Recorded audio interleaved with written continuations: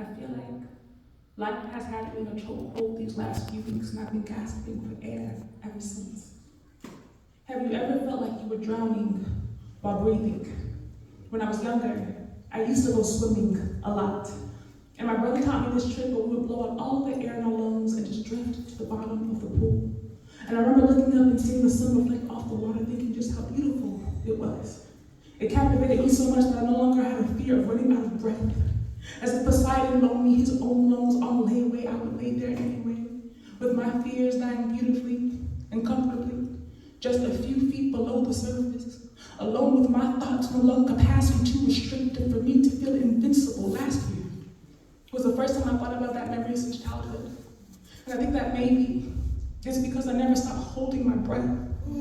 Because I feared what would happen when I come up for air, that my fins would transform into shackled feet, tethered to unobtainable dreams, and a heartbeat reminding me just how far I am from the finish line. I feel like I've been drowning on loop. Like I've been laying at the bottom so long the darkness is drowning out the view and it's no longer beautiful. I told Poseidon he could have his lungs back. But the only time black girls thrive in water in Disney movies, and even that has a time limit. I wish I could go back and ask that little girl from all those years ago how she did it.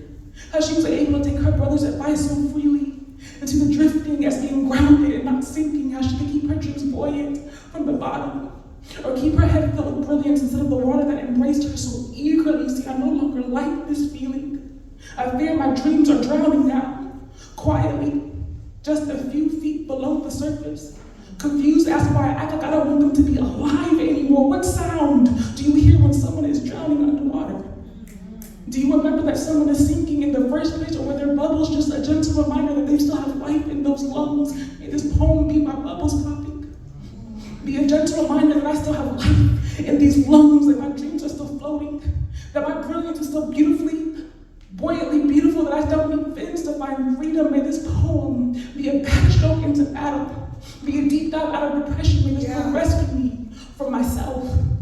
Told my brother I didn't need to stay down there so long, that I was just playing, that I planned to float back to the top someday, that I'm okay, that the view was much more beautiful this time, but I probably won't play that game anymore because I don't trust the water enough to hug me back next time. So for now, I'm still breathing because the depression didn't drown me, so now I can finally